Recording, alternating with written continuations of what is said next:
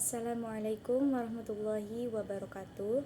Perkenalkan, nama saya Nikmatul Maula dari kelas PAI 3B. Tujuan saya membuat video ini untuk memenuhi tugas mata kuliah model dan strategi belajar mengajar yang diampu oleh dosen Bapak Dr. Ahmad Ihwanul Muttaqin MPDI.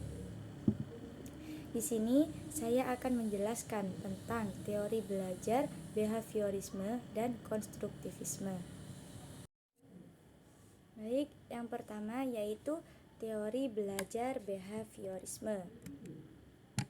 Yang dimaksud dengan teori belajar behaviorisme yaitu teori belajar yang lebih mengutamakan pada perubahan tingkah laku sebagai akibat dari adanya interaksi antara stimulus dan respon.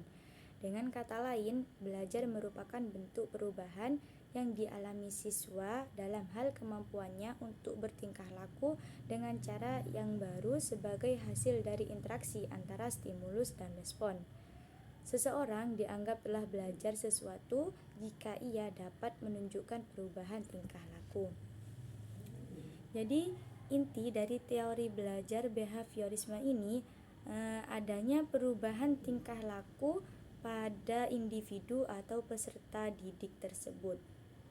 Nah, yang dimaksud dengan stimulus dan respon di sini yaitu stimulus merupakan rangsangan dari luar diri subjek yang dapat menyebabkan terjadinya respon atau apa saja yang diberikan oleh guru. Nah, sedangkan respon yaitu tanggapan atau reaksi terhadap rangsangan atau stimulus yang diberikan atau apa saja yang dihasilkan oleh siswa. Sebagai contohnya, ketika guru memberikan pembelajaran kepada murid, secara tidak langsung guru telah memberikan stimulus. Ketika murid mendengar dan berpikir apa yang telah disampaikan oleh guru, artinya para peserta didik sudah merespon stimulus yang diberikan. Maka itu sudah bisa diukur sebagai perubahan tingkah laku dari peserta didik. Nah, selanjutnya yaitu ada banyak tokoh yang mengemukakan tentang teori belajar behaviorisme. Di antaranya yaitu Edward Lee Thorndike, Ivan Petrovich Pavlov, Johann B. Watson, dan Burrhus Frederick Skinner. Tokoh yang pertama yaitu Edward Lee Thorndike. Menurut Thorndike, teori behaviorisme dikaitkan dengan belajar adalah proses interaksi antara stimulus yang berupa pikiran, perasaan, atau gerakan, dan respon yang juga berupa pikiran, perasaan, dan gerakan. Prosedur eksperimennya yaitu membuat setiap binatang lepas dari kurungnya sampai ke tempat makanan. Dalam hal ini, apabila binatang terkurung, maka binatang itu sering melakukan macam-macam kelakuan, seperti menggigit, menggosokkan badannya ke sisi-sisi kotak, dan cepat atau lambatnya binatang itu tersandung pada palang sehingga kotak terbuka dan binatang itu akan lepas ke tempat makanan. Meskipun Thorndike tidak menjelaskan bagaimana cara mengukur berbagai tingkah laku yang non-konkret, tetapi teori Thorndike telah memberikan inspirasi kepada pakar lain yang datang sesudahnya. Teori Thorndike disebut sebagai aliran koneksionisme. Ivan Petrovich Pavlov adalah tokoh yang kedua. Menurut beliau, classic conditioning atau pengkondisian atau persyaratan klasik adalah proses yang ditemukan oleh Pavlov melalui percobaannya terhadap hewan anjing, di mana perangsang asli dan netral dipasangkan dengan stimulus bersyarat secara berulang-ulang sehingga memunculkan reaksi yang diinginkan. Dari contoh tentang percobaan dengan hewan anjing, bahwa dengan menerapkan strategi Pavlov ternyata individu dapat dikendalikan melalui cara dengan mengganti stimulus yang tepat untuk mendapatkan pengulangan respon yang diinginkan. Sementara individu tidak menyadari bahwa ia dikendalikan oleh stimulus yang berasal dari luar dirinya. Kemudian tokoh yang ketiga yaitu John B. Watson. Menurut Watson, stimulus dan respons tersebut harus berbentuk tingkah laku yang bisa diamati atau observable. Dengan kata lain, Watson mengabaikan berbagai perubahan mental yang mungkin terjadi dalam belajar dan menganggapnya sebagai faktor yang tidak perlu diketahui. Bukan berarti semua perubahan mental yang terjadi dalam benak siswa tidak penting. Kemudian tokoh yang keempat yaitu Burrhus Frederick Skinner.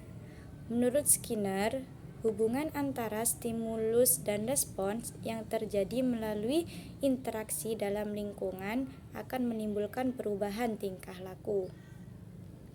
Pada dasarnya, stimulus-stimulus yang diberikan kepada seseorang akan saling berinteraksi dan stimulus-stimulus tersebut akan mempengaruhi bentuk respon yang akan diberikan.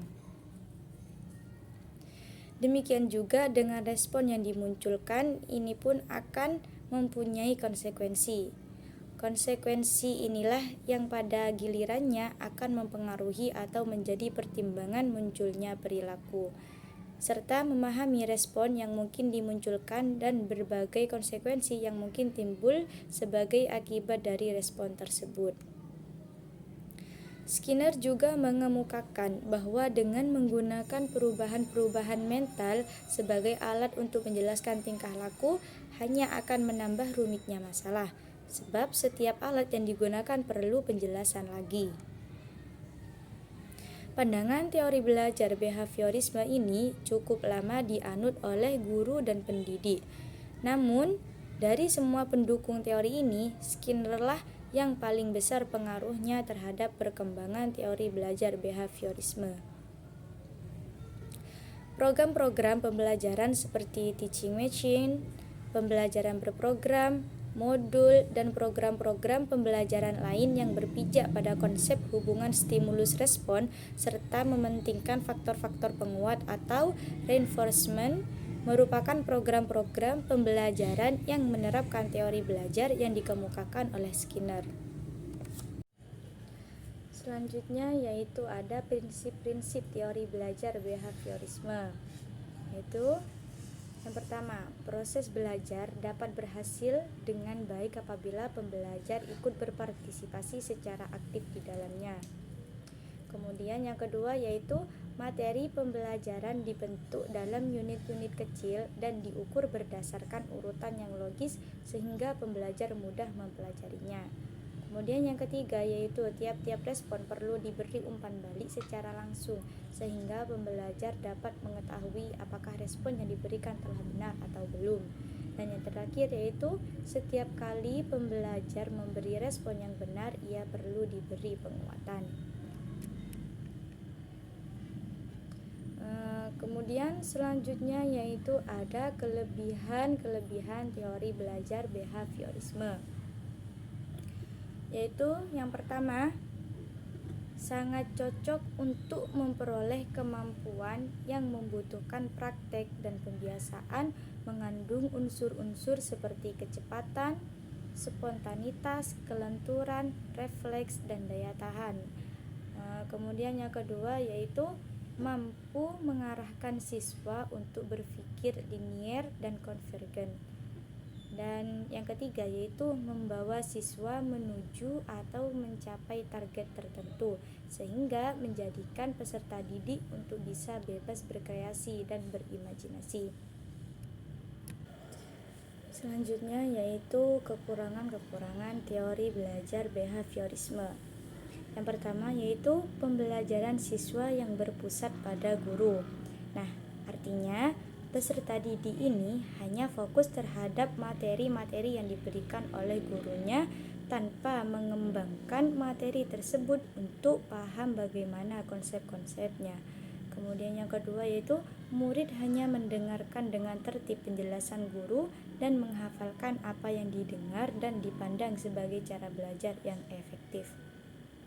Artinya, peserta didik di sini hanya mengandalkan hafalan yang mana hafalannya itu dari materi yang telah diberikan oleh guru, sehingga berdampak ketika mengerjakan soal. Sebagai contoh, jika peserta didik mengikuti ujian dan soalnya itu misalnya soal matematika, yaitu 3 tambah 2 sama dengan bla bla bla, maka peserta didik ini tidak tahu jawabannya karena yang hanya dia tahu bahwa 2 tambah 3 itu sama dengan 5, yang sebenarnya jawabannya sama dengan soal tersebut. Kemudian yang ketiga yaitu siswa diberi hukuman, baik itu hukuman verbal maupun fisik seperti kata-kata kasar, ejekan, jeweran yang justru berakibat buruk pada siswa. Sebenarnya memberikan hukuman itu tidak salah, kan tetapi kita berilah hukuman itu mendidik, tapi pada teori belajar ini biasanya hanya diberikan hukuman yang seperti saya katakan tadi itu, seperti hukuman verbal maupun fisik sehingga berakibat psikis dari peserta didik ini terganggu. Kemudian yang keempat yaitu tidak mampu menjelaskan situasi belajar yang kompleks. Dan yang kelima yaitu tidak mampu menjelaskan alasan-alasan yang mengacaukan hubungan-hubungan antara stimulus dan respon dan tidak dapat menjawab hal-hal yang menyebabkan terjadinya penyimpangan antara stimulus yang diberikan dengan responnya. Yang dimaksud di sini pada poin kelima ini adalah jika guru yang sebagai stimulus memberikan sebuah studi kasus, maka peserta didik yang sebagai respon hanya memahami dan menerima materi tersebut tanpa menyaring materi itu apakah sudah benar atau belum. Jadi peserta didik di sini hanya terima-terima saja materi yang diberikan oleh gurunya. Kemudian yang kedua yaitu teori belajar konstruktivisme. Konstruksi berarti bersifat membangun, merupakan landasan berpikir atau filosofi pembelajaran kontekstual, yaitu bahwa pengetahuan dibangun oleh manusia sedikit demi sedikit, yang hasilnya diperluas melalui konteks yang terbatas dan tidak tiba-tiba muncul. Jadi, konstruktivisme adalah sebuah teori yang memberikan kebebasan terhadap manusia yang ingin belajar atau mencari kebutuhannya dengan kemampuan untuk menemukan keinginan atau kebutuhannya tersebut dengan bantuan atau fasilitas orang lain. Contohnya yaitu pada saat peserta didik memberikan jawaban, pendidik mencoba untuk tidak mengatakan bahwa jawabannya benar atau tidak benar.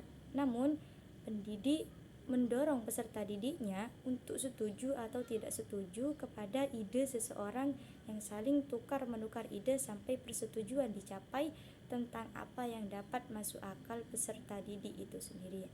Nah, dari contoh barusan itu sudah dapat membangun pengetahuan siswa. Nah, kemudian ada tokoh-tokoh teori belajar konstruktivisme, yaitu yang pertama ada Jean Piaget. Nah, beliau menegaskan bahwa pengetahuan dibangun dalam pikiran anak melalui asimilasi dan akomodasi. Yang dimaksud dengan asimilasi yaitu penyerapan informasi baru dalam pikiran. Nah, yang dimaksud dengan akomodasi yaitu menyusun kembali struktur pikiran karena adanya informasi baru, sehingga informasi tersebut mempunyai makna dan dapat menjadi pengetahuan baru. Kemudian menurut Lev Vygotsky, belajar adalah sebuah proses yang melibatkan dua elemen penting. Yang pertama yaitu belajar merupakan proses secara biologi sebagai proses dasar. Kemudian yang kedua yaitu belajar merupakan proses psikososial sebagai proses yang lebih tinggi dan esensinya berkaitan dengan lingkungan sosial budaya. Kemudian menurut tokoh selanjutnya yaitu Brunner. Brunner berpandangan bahwa belajar merupakan proses yang aktif. Artinya dalam proses pembelajaran siswa dapat mengkonstruksi atau membentuk ide dan konsep serta mengembangkannya dengan pengetahuan awal yang pernah ia dapatkan sebelumnya. Nah, kemudian menurut John Dewey, konstruktivisme dari pandangan Dewey adalah proses belajar yang berhubungan langsung dengan eksperimen atau masalah yang terjadi di lapangan. Kemudian selanjutnya yaitu menurut Maria Montessori. Teori konstruktivisme menurut pandangan Maria lebih berpusat ke kognitif siswa atau dari sisi pengetahuannya yang dikembangkan melalui proses berpikir pada saat pembelajaran. Kemudian yang terakhir yaitu menurut Tasker. Pandangan Tasker terkait teori ini didukung dengan teori yang dijelaskan oleh Jean Piaget dan Brunner terkait proses individu ketika mendapatkan pengetahuannya, bahwa dalam memperoleh pengetahuan, individu akan memfilter informasi tersebut dan mengaitkan informasi yang sudah ada sebelum memperoleh informasi baru, di mana informasi tersebut akan menjadi pengetahuan bagi mereka. Kemudian selanjutnya yaitu ada kelebihan teori belajar konstruktivisme. Yang pertama yaitu guru bukan satu-satunya sumber belajar. Maksudnya yaitu dalam proses pembelajaran, guru hanya sebagai pemberi ilmu, dan di sini siswa dituntut untuk lebih aktif baik dari segi latihan, bertanya, praktek, dan lain-lain. Kemudian yang kedua yaitu siswa lebih aktif dan kreatif. Maksudnya yaitu siswa dituntut untuk bisa memahami pembelajarannya baik yang didapatkan di sekolah maupun di luar sekolah, sehingga pengetahuan yang dia dapatkan dapat dikaitkan dengan baik dan saksama. Selain itu juga siswa dituntut untuk bisa memahami ilmu-ilmu yang baru dan dapat dikoneksikan dengan ilmu-ilmu yang sudah lama. Kemudian yang ketiga yaitu pembelajaran lebih bermakna. Artinya, pembelajaran tidak hanya mendengarkan dari guru saja, akan tetapi siswa harus bisa mengaitkan dengan pengalaman-pengalaman pribadinya dengan informasi-informasi yang dia dapatkan baik dari temannya, tetangganya, keluarga, surat kabar, televisi, dan sebagainya. Kemudian yang keempat yaitu pembelajaran memiliki kebebasan dalam belajar.